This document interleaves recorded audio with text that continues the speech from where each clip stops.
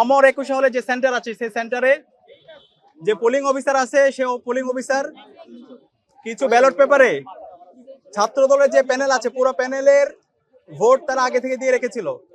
সাংবাদিক মারফতে যখন আমরা জানতে পারলাম তখন আমরা বিশ্ববিদ্যালয় প্রশাসন নির্বাচন কমিশনের সাথে যোগাযোগ করেছি। পরবর্তীতে নির্বাচন কমিশন ও স্টাফের বিরুদ্ধে ব্যবস্থা নিয়েছে, সেটা আপনারা ইতিমধ্যে জানেন। এবং এরপরে আমরা দেখতে পেয়েছি টিএসসিতে একজন স্টাফ একটা ওএমআরে আগে থেকে ক্রস দিয়ে রেখেছিল। এখন আমাদের অবস্থান পরিষ্কার, যে স্টাফ এই কাজটা করেছে তাকে অ্যারেস্ট করতে হবে, তাকে রিমান্ডে দিতে হবে এবং এই ঘটনা সে কার নির্দেশে করেছে সেটা বের করতে হবে।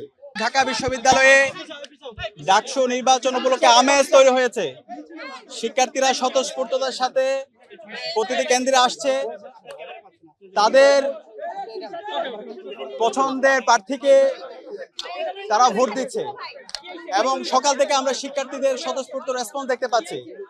বিশেষ করে ঐক্যবদ্ধ শিক্ষার্থী জোট এবং শিক্ষার্থী জোটের প্রার্থীদের প্রতি সকল ভোটার তারা তাদের প্রত্যাশা, তাদের উচ্ছ্বাস প্রকাশ করছে। আমরা যখন সবাই একসাথে ডাকসু নির্বাচনের আমেজ তৈরি করার চেষ্টা করছিলাম, ঠিক সেই সময়ে এই ডাকসুকে বানচাল করার জন্য এখানে বিভিন্ন পক্ষ চেষ্টা করছে এবং সামনে থেকে পেছন থেকে বিভিন্ন পক্ষ এখানে দায় দিয়ে দেওয়ার রাজনীতি করছে।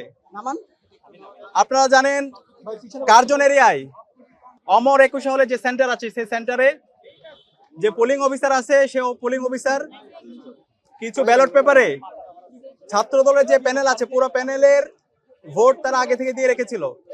সাংবাদিক মারফতে যখন আমরা জানতে পারলাম তখন আমরা বিশ্ববিদ্যালয় প্রশাসন নির্বাচন কমিশনের সাথে যোগাযোগ করেছি।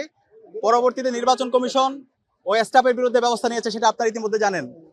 এবং এরপরে আমরা দেখতে পেয়েছি টিএসসিতে একজন স্টাফ একটা ওএমআরে আগে থেকে ক্রস দিয়ে রেখেছিল। এখন আমাদের অবস্থান পরিষ্কার, যে স্টাফ এই কাজটা করেছে তাকে অ্যারেস্ট করতে হবে, তাকে রিমান্ডে দিতে হবে এবং এই ঘটনা সে কার নির্দেশে করেছে সেটা বের করতে হবে। আমরা জানতে পেরেছি এখানে বিভিন্নপন্থী আমাদের শিক্ষক আছে এবং স্টাফরা আছে, তারা বিভিন্নভাবে এই ডাকসু নির্বাচনকে বানচাল করার চেষ্টা করছে। আমি সবাইকে আহ্বান করব, এই ডাকসু নির্বাচন এটা জুলাইয়ের অন্যতম আকাঙ্ক্ষা, এটা শহীদদের আকাঙ্ক্ষা, এটা ঢাকা বিশ্ববিদ্যালয়ের 40,000 শিক্ষার্থীর দাবি। সুতরাং ডাকসু নির্বাচনকে যারা বানচাল করার চেষ্টা করছে তাদের বিরুদ্ধে আমাদেরকে সবাইকে ঐক্যবদ্ধভাবে কাজ করতে হবে, আমাদেরকে সজাগ থাকতে হবে এবং যে সমস্ত স্টাফরা এই সমস্ত কাজ করেছে তাদের বিরুদ্ধে দ্রুত সময়ের মধ্যে বিচারের আওতায় নিয়ে আসতে হবে, তাদেরকে থানায় দিতে হবে, তাদেরকে অ্যারেস্ট করতে হবে।